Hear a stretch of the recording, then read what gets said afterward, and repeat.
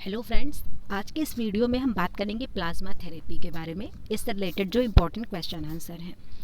तो जब से कोरोना वायरस फैला है तब से आप लोग बहुत सुन रहे हैं प्लाज्मा थेरेपी। हालांकि प्लाज्मा थेरेपी बहुत ज़्यादा कारगर नहीं हुई, लेकिन कहीं कहीं इसके अच्छे रिजल्ट भी देखने को मिले। तो कोरोना वायरस का अभी तक कोई टीका नहीं बन पाया है, लेकिन फिर भी प्लाज्मा थेरेपी के कारण कुछ पेशेंट को ठीक किया गया है। तो प्लाज्मा थेरेपी भी इम्पॉर्टेंट हो जाती है। साथ ही साथ प्लाज्मा थेरेपी से रिलेटेड कुछ प्रश्न हैं जो आपके एग्ज़ाम में पूछे जा सकते हैं। तो आज की वीडियो में हम उन्हीं क्वेश्चन आंसर को देखेंगे। तो पहला प्रश्न बनता है कि रक्त का सबसे बड़ा हिस्सा कौन होता है। तो जो हमारे शरीर का रक्त होता है, ब्लड होता है, इसमें कई सारी चीज़ें होती हैं। इसमें पूछा गया है कि इसमें जो सबसे बड़ा हिस्सा होता है वो क्या होता है। तो वैसे देखा जाए तो जो आरबीसी होती हैं ये भी हमारे ब्लड में होती हैं, डब्ल्यूबीसी होती है ये भी हमारे ब्लड में होती हैं, प्लाज्मा भी होता है, प्लेटलेट्स भी होता है। आपसे पूछा जा रहा है कि सबसे ज़्यादा अमाउंट में क्या होता है। तो जो सबसे ज़्यादा अमाउंट में होता है वो होता है प्लाज्मा, यानी प्लाज्मा हमारे शरीर में सबसे ज़्यादा होता है, वो भी ब्लड में। तो जो रक्त होता है ये तरल और ठोस से बना होता है। तरल भाग को प्लाज्मा के रूप में जाना जाता है, जो पानी, नमक और प्रोटीन से बना होता है। यानी जो प्लाज्मा होता है ये बेसिकली पानी, नमक और प्रोटीन से मिलकर बना होता है। आधे से अधिक रक्त आरबीसी, डब्ल्यूबीसी और प्लेटलेट्स होती हैं। तो जो ब्लड होता है ये ब्लड बेसिकली दो चीज़ों से बना होता है। कुछ पार्ट ब्लड में जो होता है वो लिक्विड होता है और कुछ पार्ट होता है जो सॉलिड होता है। अब इसमें जो है लिक्विड वाला पार्ट होता है यही होता है प्लाज्मा, और ये प्लाज्मा बना होता है पानी, नमक और प्रोटीन से। और जो सॉलिड वाला पार्ट होता है इसमें दो चीज़ें होती हैं, एक होती है डब्ल्यूबीसी और एक होती है आरबीसी। अगला प्रश्न है, प्लाज्मा थेरेपी के रूप में भी जानी जाती है, यानी what is the another name of plasma therapy.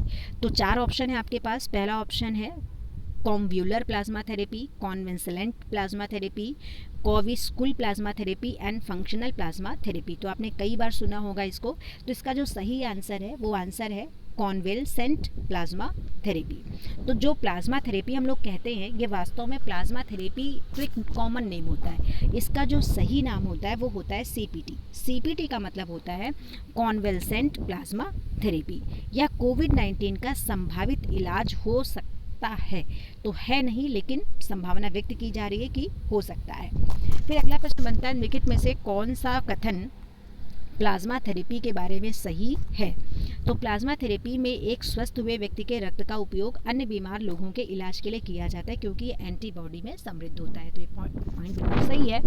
जो व्यक्ति कोरोना वायरस से ग्रसित था, यानी कि जो कोरोना पॉजिटिव था, जब वो ठीक हो जाता है, यानी कि जब वो कोरोना नेगेटिव हो जाता है, तो उसके शरीर में जो एंटीबॉडी होती है ये उस व्यक्ति के अंदर कोरोना वायरस से लड़ने में इम्यूनिटी पैदा कर देती हैं। तो प्लाज्मा जो होता है ये प्लाज्मा उससे लिया जाता है और उस व्यक्ति के शरीर में इसको चढ़ाया जाता है जो व्यक्ति अभी कोरोना नेगेटिव होता है, जो व्यक्ति कोरोना पॉजिटिव होता है। तो उसके शरीर में भी वैसे ही एंटीबॉडी बनने लगती हैं और वो व्यक्ति भी ठीक हो सकता है। तो पहला पॉइंट जो था वो बिल्कुल सही है। दूसरा ऑप्शन कह रहा है कि कॉन्वेंसलेंट प्लाज्मा कोविड-19 से स्वस्थ हुए मरीजों के रक्त का तरल हिस्सा है। तो बिल्कुल सही है, जो व्यक्ति कोरोना नेगेटिव हो जाता है उसके शरीर का ये हिस्सा होता है। प्लाज्मा थेरेपी के पीछे का आइडिया यह है कि मरीज वायरस से लड़ने में कामयाब हुए, उनके द्वारा उत्पादित एंटीबॉडी उन लोगों की प्रतिरक्षा प्रणाली को बढ़ावा देगी जो गंभीर रूप से बीमारी या कोविड-19 से लड़ रहे हैं। तो यहाँ पर जितने भी ऑप्शन हैं ये सारे के सारे सही हैं। तो यहाँ पर जो ऑप्शन सही होगा वो हो जाएगा डी, यानी कि प्लाज्मा थेरेपी एक स्वस्थ हुए व्यक्ति के रक्त का उपयोग अन्य बीमार लोगों के इलाज के लिए किया जाता है, क्योंकि ये एंटीबॉडी में समृद्ध है। कॉन्वेंसलेंट प्लाज्मा कोविड-19 से स्वस्थ हुए मरीजों के रक्त का तरल हिस्सा है। प्लाज्मा थेरेपी के पीछे का आइडिया ये है कि जो मरीज वायरस से लड़ने में कामयाब हुए, उनके द्वारा उत्पादित एंटीबॉडी उन लोगों की प्रतिरक्षा प्रणाली को बढ़ावा देगी जो गंभीर रूप से बीमार हैं या कोविड-19 से लड़ रहे हैं। अगला प्रश्न है कि प्लाज्मा थेरेपी का पहली बार उपयोग कब किया गया था। तो ये प्रश्न इम्पोर्टेंट बन सकता है कि पहली बार प्लाज्मा थेरेपी का प्रयोग कब किया गया है। तो ये प्रश्न विश्व के संदर्भ में है, ना कि भारत के संदर्भ में। तो 1885, 1890, 1896, 1899। तो इसमें आपको ध्यान रखना है किसका सही आंसर है 1890, 1890। डिप्थीरिया के इलाज के लिए, डिप्थीरिया जो बीमारी होती है इसके इलाज के लिए फिजियोलॉजिस्ट जिनका नाम था वॉन वेयरिंग और कितासाटो के द्वारा 1890 में ये खोज की गई थी। ये पहला राष्ट्रीय दृष्टिकोण था रक्तवाही का। उन्होंने पाया था कि डिप्थीरिया से संक्रमित जानवर से सीरम डिप्थीरिया के कारण होने वाले संक्रमण को रोकने में ये प्रभावी था। ऐसा कहा गया था कि शुरू में इसे प्रतिरक्षित जानवरों से उत्पन्न किया गया था, लेकिन जल्द ही एक विशिष्ट मानव प्रतिरक्षा के साथ ठीक हुए डोनर से पूरे रक्त या सीरम को मानव मूल के विशिष्ट एंटीबॉडी के संभावित स्रोत के रूप में पहचाना गया था। तो आपको यहाँ पर ये पॉइंट ध्यान रखना है कि plasma therapy was first used in world 1890। अगला प्रश्न बनता है कि प्लाज्मा के बारे में निम्नलिखित में से कौन सा कथन सही है। तो पहला है कि प्लाज्मा शरीर के एक भाग से दूसरे भाग में विघटित पदार्थों को पहुंचाता है। तो ये पॉइंट बिल्कुल सही है। प्लाज्मा के प्रोटीन में रोग या संक्रमण के खिलाफ शरीर की रक्षा प्रणाली की सहायता के लिए एंटीबॉडी शामिल है। बिल्कुल सही बात है। और प्लाज्मा में एमिनो एसिड, कार्बनिक एसिड, विटामिन्स, पिगमेंट्स, एंजाइम्स जैसे अन्य पदार्थों के भी ट्रेसेस होते हैं। तो ये पॉइंट भी सही है। तो यहाँ पर जो सारे ऑप्शन जब सही होंगे तो यहाँ का डी ऑप्शन सही हो जाएगा। फिर अगला प्रश्न बनता है कि उस प्रक्रिया का नाम बताइए जिसमें रक्त या प्लाज्मा का तरल भाग रक्त कोशिकाओं से अलग होता है।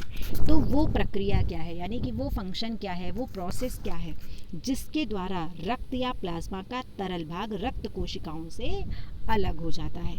तो उस थ्योरी का, उस प्रोसेस का जो नाम होता है उसे नाम दिया जाता है प्लाज्मा फेरेसिस।